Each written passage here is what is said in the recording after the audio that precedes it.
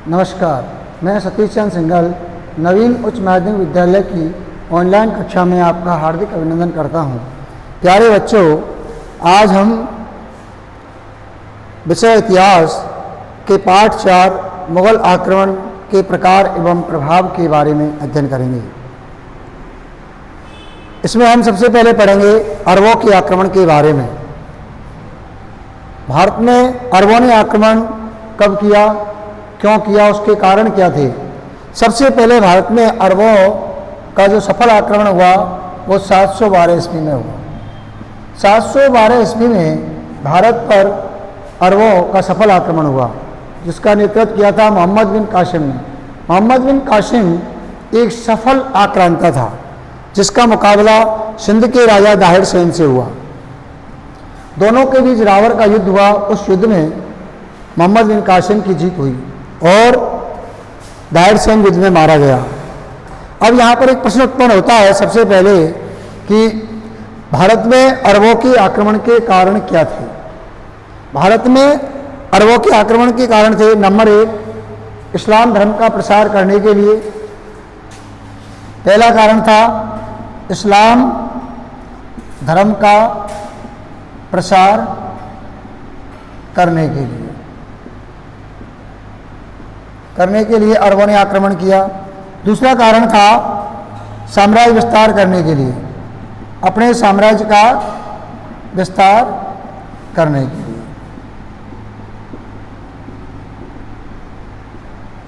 Number 3, Bharat की अथाह धन संपदा को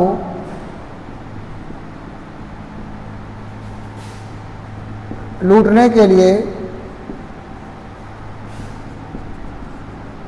अरबों ने आक्रमण किया।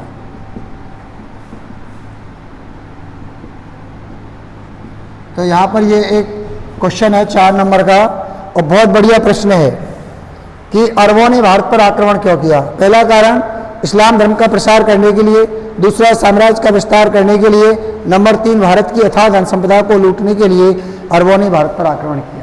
भारत पर अरबों का सफल आक्रमणकारी कौन था? तो मोहम्मद बिन कासिम। उसने 712 ईस्वी में भारत पर आक्रमण किया। उसका मुकाबला सिंध के राजा दाहिर सेन से हुआ। दोनों के बीच भयंकर युद्ध हुआ। सिंध के राजा दाहिर सेन ने बड़ी वीरता के साथ मोहम्मद बिन कासिम का मुकाबला किया, लेकिन अनायास ही एक तीर दाहिर सेन के सीने में लग गया और दाहिर सेन की मृत्यु हो गई। दाहिर सेन की मृत्यु होने के बाद मोहम्मद बिन कासिम ने उसकी राजधानी में कत्लेआम मचा दिया।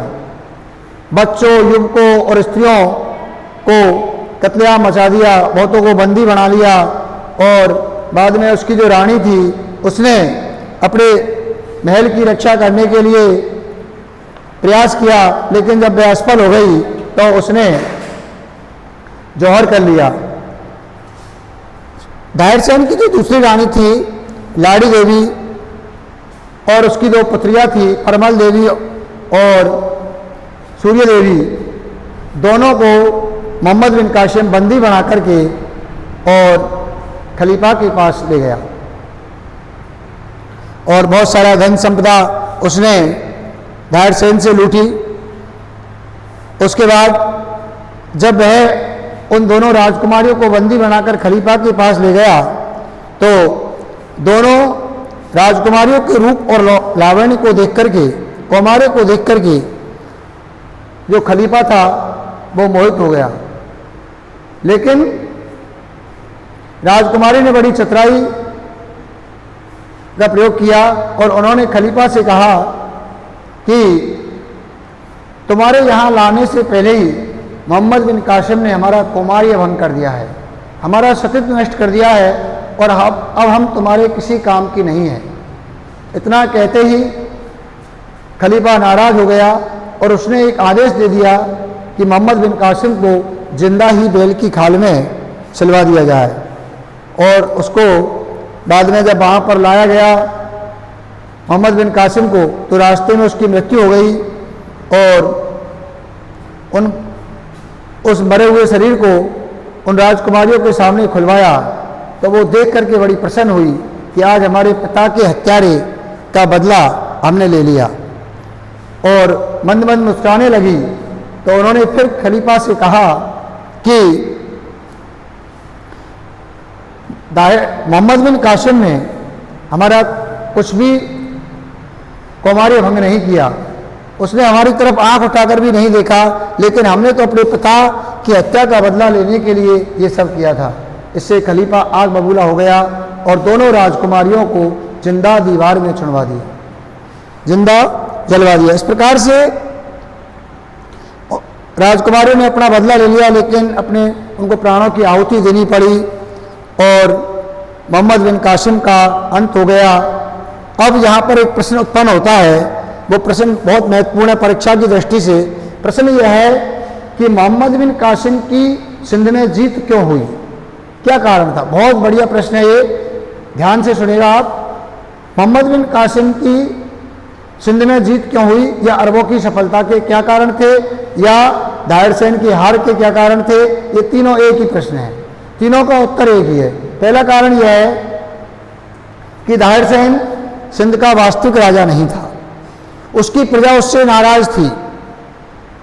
ध्यान से सुने, पहला कारण दाहिर सेन सिंध का वास्तविक राजा नहीं था, सिंध की जो जनता है वह उससे नाराज थी। दूसरी बात यह है कि जब बाहरी आक्रमण हो रहा था तो दाहिर सेन ने अपनी सेना का विस्तार नहीं किया, राजपूत राजाओं में आपस में तालमेल का अभाव था। तीसरा कारण यह है स्वाद का अभाव था, व्यक्तिगत स्वार्थ पनप रहे थे और उन्होंने किसी प्रकार की कोई सैन्य शक्ति को बढ़ावा नहीं दिया, राजाओं में आपस में फूट थी। इन सारी बातों का लाभ मोहम्मद बिन कासिम ने उठाया और इसलिए मोहम्मद बिन कासिम की जीत हो गई। तो ये सब कारणों से मोहम्मद बिन कासिम की जीत हुई और दाहिर सेन की हार हो गई। तो मैंने आपको दो छोटे क्वेश्चन और दो 4-4 नंबर वाले क्वेश्चन बताए। एक बार दोबारा मैं रिपीट कर दूं, भारत पर आक्रमण करने वाला प्रथम सफल अरब आक्रमणकारी था मोहम्मद बिन कासिम। सभी बालक ध्यान से सुने। 712 ईस्वी में इसका युद्ध सिंध के राजा दाहिर सेन से हुआ, जिसे रावर का युद्ध कहा जाता है। इसमें मोहम्मद बिन कासिम की जीत हुई। सिंध का राजा दाहिर सेन बड़ी वीरता के साथ लड़ा, लेकिन अचानक उनके सीने में एक तीर निकल गया, जिसके कारण उसकी मृत्यु हो गई। अरब आक्रमण के कारण क्या थे, तो ये आपको मैंने बता दिए। इस्लाम धर्म का प्रसार करने के लिए, साम्राज्य का विस्तार करने के लिए, भारत की अथाह जनसंपदा को लूटने के लिए, और उसने आक्रमण किया। और किस प्रकार से मोहम्मद बिन कासिम का अंत हुआ ये मैंने आपको बताया। और अरबों की सफलता के कारणों के बारे में बड़ा। अब मैं आपको नागभट्ट के बारे में बता दूं, जो गुर्जर प्रतिहार वंश का संस्थापक था। यह गुर्जर प्रतिहार वंश का संस्थापक था, मलेच्छों का दमन करता था, दीनों का उद्धारक था, इसलिए इसको नारायण की उपाधि से विभूषित किया गया। नारायण की उपाधि से विभूषित किया गया और बहुत जगह इसने अपने साम्राज्य को बढ़ाया। बहुत सारे अभिलेखों में इस बात की जानकारी मिलती है। और इसके बाद हम बप्पा रावल के बारे में जानकारी प्राप्त करते हैं। बप्पा रावल जो गोल वंश का वास्तविक संस्थापक था। बप्पा रावल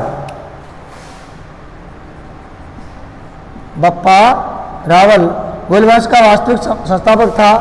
हरित ऋषि की गाय चराता था। एक दिन हरित ऋषि ने इनको एक आशीर्वाद दिया और वचन दिया कि प्रसन्न होकर के इनको वरदान दिया कि एक दिन मेवाड़ की राजगद्दी पर तुम बैठोगे। तो यहाँ पर एक छोटा सा प्रश्न है कि गोल वंश का वास्तविक संस्थापक कौन था? बप्पा रावल। बप्पा रावल गोल वंश का वास्तविक संस्थापक था। ये हरित ऋषि की गाय चराता था और इनकी सेवा से प्रसन्न होकर के इनको वरदान दिया कि एक दिन तुम चित्तौड़ के राजा बनोगे, चित्तौड़ के स्वामी बनोगे। और बप्पा चित्तौड़ के शासक मानमोरी की सेवा में चले गए। उस समय विदेशी मुगल सेना ने चित्तौड़ पर आक्रमण कर दिया। राजा मान ने अपने सामंतों को विदेशी सेना का मुकाबला करने के लिए कहा, लेकिन कोई भी सामंत तैयार नहीं हुआ। तो बप्पा रावल ने इसकी कमान संभाली और वह मुगलों को पीछे धकेलता हुआ ले गया और गजनी तक पहुंच गए। गजनी के शासक सलीम को हरा दिया और उसके बाद उसने हराकर अपने भांजे को वहाँ का राजा बना लिया और सलीम की बेटी से विवाह कर लिया। तो ऐसा बप्पा रावल था। बप्पा रावल को हिंदू सूर्य राजगुरु चक्रवई की उपाधि दी गई। यहाँ पर एक बढ़िया प्रश्न है कि किन किन उपाधियों से, तो हिंदू सूर्य चक्रवई, हिंदू सूर्य चक्रवई, राजगुरु आदि उपाधियों से बप्पा रावल को सुशोभित किया गया। बप्पा रावल गोयल वंश का वास्तविक संस्थापक बप्पा रावल। और यह हरित ऋषि की गाय चराता था बप्पा रावल, हरित ऋषि।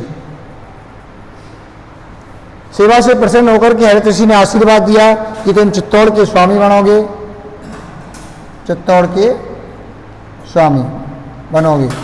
और बाद में यह चित्तौड़ के राजा मान मौर्य की सेवा में चला गया। उस समय मुगलों के आक्रमण हो रहे थे, सभी सामंतों ने मना कर दिया, तो जिम्मेदारी को बप्पा रावल ने लिया और वह मुगलों को खदेड़ता हुआ गजनी तक चला गया और वहाँ के राजा सलीम को हरा करके और वहाँ पर अपने भाणजे को इसने गद्दी पर बैठाया और सलीम की बेटी से विवाह कर लिया। और इस प्रकार से हिंदू सूर्य चक्रवई राजगुरु की उपाधि इसने धारण की। इतिहासकार ओझा के अनुसार बप्पा रावल का देहांत नागदा में हुआ। नागदा में बप्पा रावल का देहांत हुआ। बप्पा रावल का देहांत, बप्पा रावल का देहांत नागदा में हुआ। तो इस प्रकार से बप्पा रावल के बारे में अपन ने पढ़ा। यह मुगल सेनाओं को सर्वप्रथम पराजित करने वाला राजा था बप्पा रावल। चार्ल्स मार्टिन ने इसके बारे में कहा है, उसकी शौर्य और वीरता के बारे में चार्ल्स मार्टिन ने लिखा है। तुर्क आक्रमण, तुर्कों के भारत में कई आक्रमण हुए। जैसे महमूद गजनवी ने आक्रमण किया। महमूद गजनवी ने 1025 ईस्वी में 1025 ईस्वी में महमूद गजनवी ने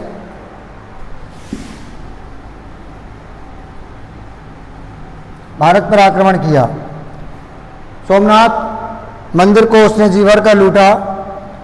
तुर्कों के आक्रमण के कारण भी यही थे, भारत की अथाह धन संपदा को लूटना और साम्राज्य विस्तार करना, इस्लाम का प्रसार करना आदि, ये सभी तुर्कों के भारत पर आक्रमण के कारण थे। महमूद गजनवी ने तुर्कों पर तुर्क आक्रमण का नेतृत्व किया। 1025 में सोमनाथ पर आक्रमण किया, सोमनाथ पर आक्रमण किया और स्थानीय जनता ने बहुत विरोध किया। बहुत सारे लोग मारे गए।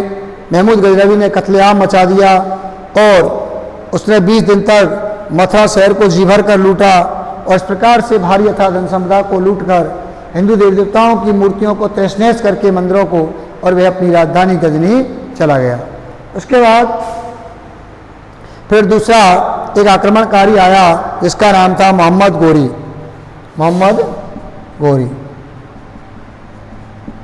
मोहम्मद गोरी के समय भारत में हिंदू राजा पृथ्वीराज चौहान का शासन था दिल्ली पर। उसने कई बार भारत पर आक्रमण किए, लेकिन दो प्रमुख है। तराइन, उसके पृथ्वीराज चौहान के साथ 2 युद्ध हुए। पहला युद्ध तराइन का प्रथम युद्ध, दूसरा युद्ध तराइन का द्वितीय युद्ध के नाम से इतिहास में जाना जाता है। तराइन का प्रथम युद्ध, तराइन का प्रथम युद्ध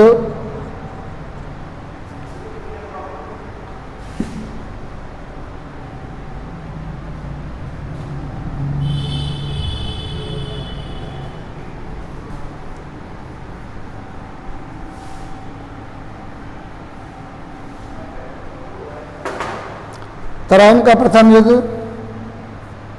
1191 ईस्वी में हुआ। इस युद्ध में पृथ्वीराज चौहान की जीत हुई और मोहम्मद गोरी की हार हो गई और पृथ्वीराज चौहान के भय के कारण मोहम्मद गोरी मैदान छोड़कर के भाग गया। लेकिन पृथ्वीराज चौहान ने अपने नियमों के मुताबिक क्षत्रिय धर्म के नाते उसने भागती हुई सेना पर हमला करना उचित नहीं समझा और उसका पीछा नहीं किया और वह सुरक्षित चला गया और दोबारा अपनी रणनीति में युद्ध की तैयारियों में लग गया। और मोहम्मद गोरी ने निश्चित एक वर्ष के बाद उसने दोबारा 1192 में भारत पर आक्रमण कर दिया। अब की बार उसने पृथ्वीराज चौहान को भुलावे में रखा, छल का प्रयोग किया। राजनीतिक परिस्थितियां पृथ्वीराज चौहान के अनुकूल नहीं थी। सभी जो पड़ोसी राजा थे वो उसके दुश्मन बने हुए थे। भारत का ताकतवर सम्राट जयचंद पृथ्वीराज चौहान का शत्रु था। इन सारी बातों का फायदा उठाया मोहम्मद गोरी ने और 1192 में छल का प्रयोग करते हुए रात्रि के समय सोती हुई सेना पर आक्रमण कर दिया और इस प्रकार से छल का प्रयोग करके मोहम्मद गोरी ने पृथ्वीराज को युद्ध में हरा दिया। क्योंकि कोई भी देशी राजा पृथ्वीराज चौहान का सहयोग करने को तैयार नहीं था, सबसे उसे शत्रुता मोल ले रखी थी और उसने अपना समय संयोगता के अपहरण आदि में लगा रखा था। इन सारी बातों से उन्होंने तैयारियों पर ध्यान नहीं दिया और यही हुआ कि 1192 के युद्ध में पृथ्वीराज चौहान की हार हो गई और पृथ्वीराज चौहान को बंदी बना करके गजनी ले जाया गया, जहाँ पर उसे मौत के घाट उतार दिया गया। तो इस प्रकार से ये मैंने आपको तराइन के प्रथम युद्ध और द्वितीय युद्ध के बारे में बताया। अब मैं आपको पृथ्वीराज चौहान के जीवन परिचय के बारे में बता दूँ। पृथ्वीराज चौहान ये भारत का अंतिम हिंदू सम्राट था। पृथ्वीराज चौहान भारत का अंतिम हिंदू राजा था। सन 1166 ईस्वी में पृथ्वीराज चौहान का जन्म हुआ। पिता का नाम सोमेश्वर, माता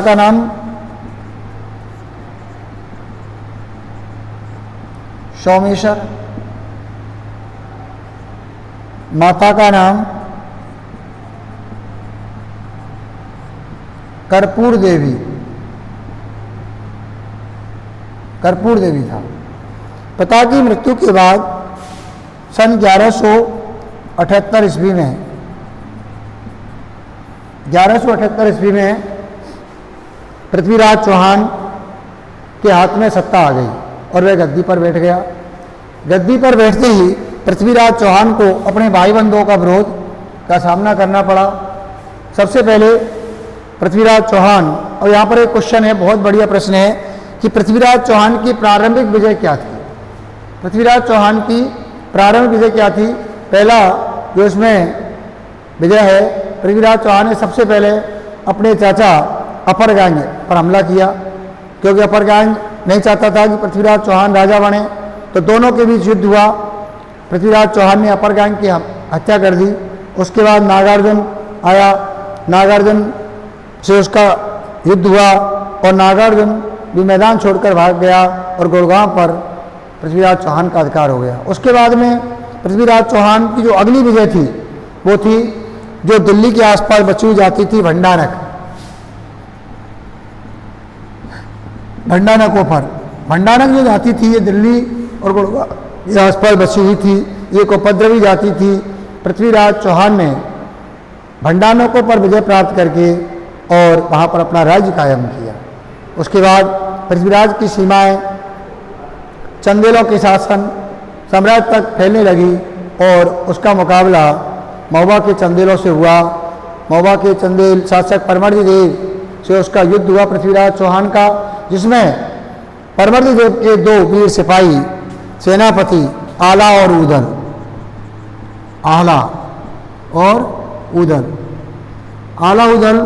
दोनों मारे गए। और इसके बाद में पृथ्वीराज चौहान ने दिग्विजय नीति अपनाई और फिर गुजरात के शासक भीमदेव से उसकी शत्रुता हो गई और गढ़वाल के शासक जयचंद्र से भी उसकी शत्रुता थी, क्योंकि जयचंद्र की बेटी जो संयोगता थी उससे पृथ्वीराज चौहान प्यार करता था। संयोगता भी उससे प्यार करती थी और पृथ्वीराज चौहान ने संयुक्ता का अपहरण कर लिया, जिसके कारण जयचंद नाराज हो गया और जयचंद की उससे शत्रुता हो गई पृथ्वीराज चौहान से, और दोनों के बीच फिर इस प्रकार से कटुता उत्पन्न हो गई कि उन्होंने एक दूसरे का सहयोग नहीं किया, और यह भी पृथ्वीराज चौहान की हार का एक कारण बना। तो इस प्रकार से ये बात अपन ने पढ़ी पृथ्वीराज चौहान की पराजय के कारणों में बता दूं। और यहाँ पर एक प्रश्न है कि पृथ्वीराज चौहान की पराजय के क्या कारण थे। पराजय के कारणों में सबसे पहला कारण है नंबर 1, पृथ्वीराज चौहान में दूरदर्शिता का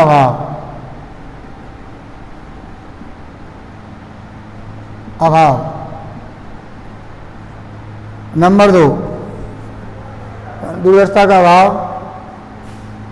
इसके अलावा भागती हुई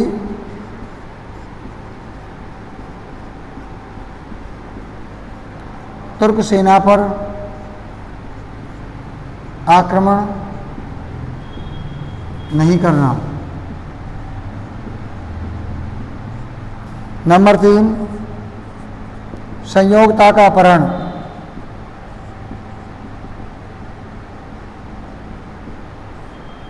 नंबर 4, कूटनीति का अभाव।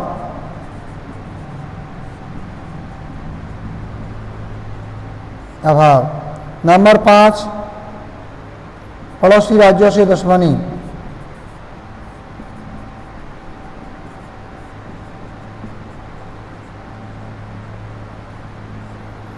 आदि कारणों से पृथ्वीराज चौहान की तराइन के द्वितीय युद्ध में हार हो गई।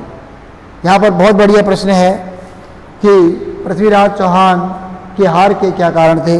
पहला कारण, पृथ्वीराज चौहान में दूरदर्शिता का अभाव था और वह समय की परिस्थितियों को देख नहीं पाया, और निश्चित 1 वर्ष के बाद में मोहम्मद गोरी ने दोबारा उस पर आक्रमण कर दिया। उसने अपनी तैयारियों पर कोई ध्यान नहीं दिया। यह है। नंबर 2 बात, जब तराइन के प्रथम युद्ध में मोहम्मद गोरी हार के कारण घबराकर भाग रहा था, तो उस समय भागती हुई सेना पर पृथ्वीराज चौहान के द्वारा आक्रमण नहीं करना, ये बहुत बड़ी भूल थी। नंबर 3, संयोगता का अपहरण। संयोगता कन्नौज के राजा जयचंद की बेटी थी और यह पृथ्वीराज चौहान से प्रेम करती थी। इसलिए पृथ्वीराज चौहान ने, जब स्वयंवर में पृथ्वीराज चौहान को नहीं बुलाया गया, तो पृथ्वीराज चौहान ने संयोगता का अपहरण कर लिया। नंबर 4, कूटनीति का अभाव। पृथ्वीराज चौहान में कूटनीति का अभाव था और वह दुश्मन की चाल को नहीं समझ पाया। वह उनके छलावे में, बहकावे में आ गया, और इस कारण से वह छलावे में आने के कारण उसने दुश्मन का विश्वास कर लिया, और रात्रि के समय मोहम्मद गोरी ने धोखे से उस पर आक्रमण कर दिया। नंबर 5, पड़ोसी राज्यों से दुश्मनी। पृथ्वीराज चौहान की पड़ोसी राज्यों से दुश्मनी थी। पड़ोसी राज्यों से उसके संबंध अच्छे नहीं थे, जिसके कारण मोहम्मद गोरी के द्वारा आक्रमण करने के समय किसी भी पड़ोसी राजा ने उसकी सहायता नहीं की। इसलिए इन सब कारणों से तराइन के द्वितीय युद्ध में पृथ्वीराज चौहान की हार हो गई। तो ये मैंने एक बहुत बढ़िया प्रश्न बताया जो बोर्ड की दृष्टि से बहुत महत्वपूर्ण है। यहाँ पर मैंने 3-4 क्वेश्चन आपको बहुत इंपॉर्टेंट बताए हैं। पहला क्वेश्चन, भारत में अरबों के आक्रमण के कारण। नंबर 2, अरबों की सफलता के कारण। और इसके बाद मैंने नागभट्ट के बारे में आपको बताया। नागभट्ट के प्रतिरोध को बताइए। तो नागभट्ट ने गुर्जर ये मलिक्षों का इनका दमन किया, अपने साम्राज्य की सीमाओं को बढ़ाया, इसलिए उसे दीनों का उद्धारक और नारायण की उपाधि से भूषित किया गया। और हमारी भारतीय संस्कृति का देश विदेशों में प्रचार हुआ। अरब, चाहे युद्ध में अरबों की जीत हुई हो, लेकिन सांस्कृतिक रूप से जीत हमारे भारतीयों की हुई, क्योंकि अरबवासी हमारी भारतीय संस्कृति से बहुत प्रभावित हुए और उन्होंने हमारी भारतीय धर्म, कला, विज्ञान, साहित्य आदि के ज्ञान को सीखा और वह ज्ञान अरब होते हुए यूरोप तक पहुंचा। तो कहने का मतलब है कि सांस्कृतिक रूप से अरबवासी बहुत प्रभावित हमारे भारत से हुए और उन पर भारत का बहुत प्रभाव पड़ा। तो ये भी है एक, अरबों पर भारत के क्या प्रभाव पड़े। इसके बाद मैंने आपको बप्पा रावल के बारे में बताया, पृथ्वीराज चौहान के जीवन परिचय के बारे में बताया। 1166 ईस्वी में इनका जन्म हुआ। पिता का नाम सोमेश्वर, माता का नाम कर्पूर देवी था। 1178 में ये गद्दी पर बैठे और उसके बाद गद्दी पर बैठते ही इनको कठिनाइयाँ उत्पन्न हो गई। इनके स्वजनों का इनको विरोध का सामना करना पड़ा। सबसे पहले इनके चाचा अपर ज्ञान ने इनके ऊपर हमला बोल दिया और जिसे पृथ्वीराज चौहान ने दूर किया। पृथ्वीराज चौहान ने उसकी हत्या कर दी अपर ज्ञान की। उसके बाद उसके दूसरे चाचा छोटे चाचा नागार्जुन ने हमला किया। पृथ्वीराज चौहान ने उसको भी हराकर भगा दिया और गुड़गांव पर अधिकार कर लिया। तो ये है। उसके बाद भंडानकों पर विजय के बारे में मैंने आपको बताया। भंडानक जो दिल्ली के आसपास बची हुई एक उपद्रवी जाति थी उसको हरा दिया और भंडानकों को हरा करके फिर राज्य की सीमाओं का विस्तार किया। राज्य की सीमाओं का विस्तार महोबा के चंदेल शासकों तक हो गया। तो चंदेलों से फिर लड़ाई हुई जिसमें चंदेल शासक परमढ़ देव के 2 सिपाही सेना नायक आला और उदल मारे गए। उनके बारे में मैंने आपको बताया। गुजरात के शासक भीमदेव से भी इनमें विमर्श उत्पन्न हो गया और संघर्ष हुआ। इसके बाद कन्नौज के गढ़वाल शासक जयचंद से शत्रुता हो गई क्योंकि पृथ्वीराज चौहान ने कन्नौज के राजा जयचंद की बेटी संयोगता का अपहरण कर लिया। तो ये इनके जीवन परिचय के बारे में बताया मैंने। फिर इसके बाद पृथ्वीराज चौहान की हार के कारण अभी आपको बताए। अब हम आगे पढ़ते हैं, उसमें मैं आपको पृथ्वीराज चौहान के मूल्यांकन के बारे में बता दूं। योगवीर साहसी राजा था, अंतिम हिंदू राजा था, लेकिन इसमें कूटनीति और छल कपट नहीं था, इसलिए 1192 के तराइन के युद्ध में ये हार गया। तो प्यारे बच्चों, आज मैंने आपको भारत में अरब आक्रमण के कारण प्रथम सफल अरब आक्रमणकारी के बारे में बताया। सिंध के राजा दाहिर सेन ने उसका किस प्रकार से मुकाबला किया इसके बारे में बताया और किस प्रकार से मोहम्मद बिन कासिम का अंत हुआ ये बात अपन ने पढ़ी।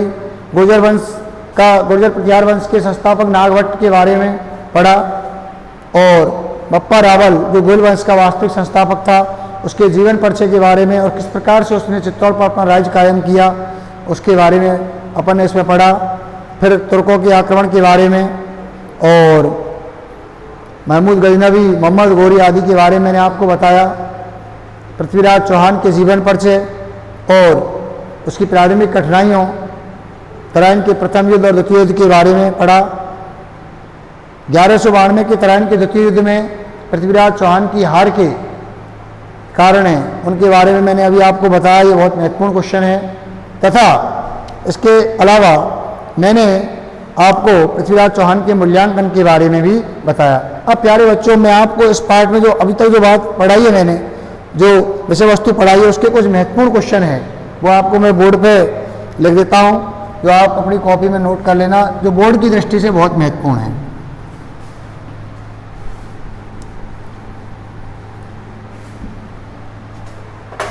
इसमें सबसे जो पहला जो महत्वपूर्ण क्वेश्चन है वह है भारत पर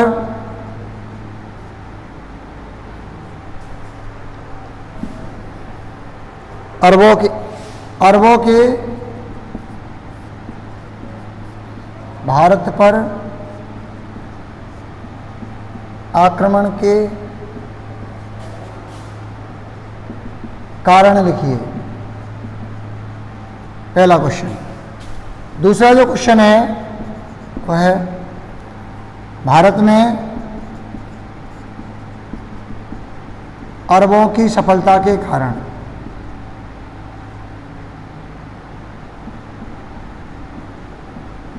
अरबों की सफलता के कारण लिखिए। प्रश्न नंबर 3,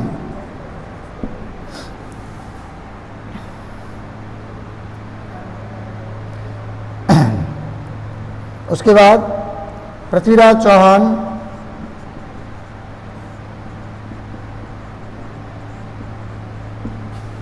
की प्रारंभिक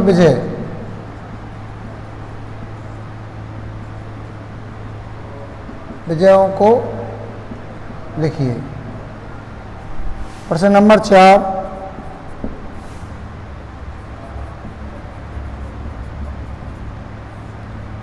चौहान का मूल्यांकन कीजिए। पृथ्वीराज चौहान का मूल्यांकन कीजिए। पृथ्वीराज चौहान का मूल्यांकन कीजिए। तो इस प्रकार से ये क्वेश्चन, ये बहुत महत्वपूर्ण क्वेश्चन है इस पाठ के, इनके बारे में मैंने आपको बताया अपने वीडियो में। आप सभी वीडियो को बार बार देखें, निश्चित है आपको वीडियो को सुनने से ही ये क्वेश्चनों के आंसर याद हो जाएंगे। मुझे आशा है कि आप अच्छी प्रकार से वीडियो देखेंगे। धन्यवाद।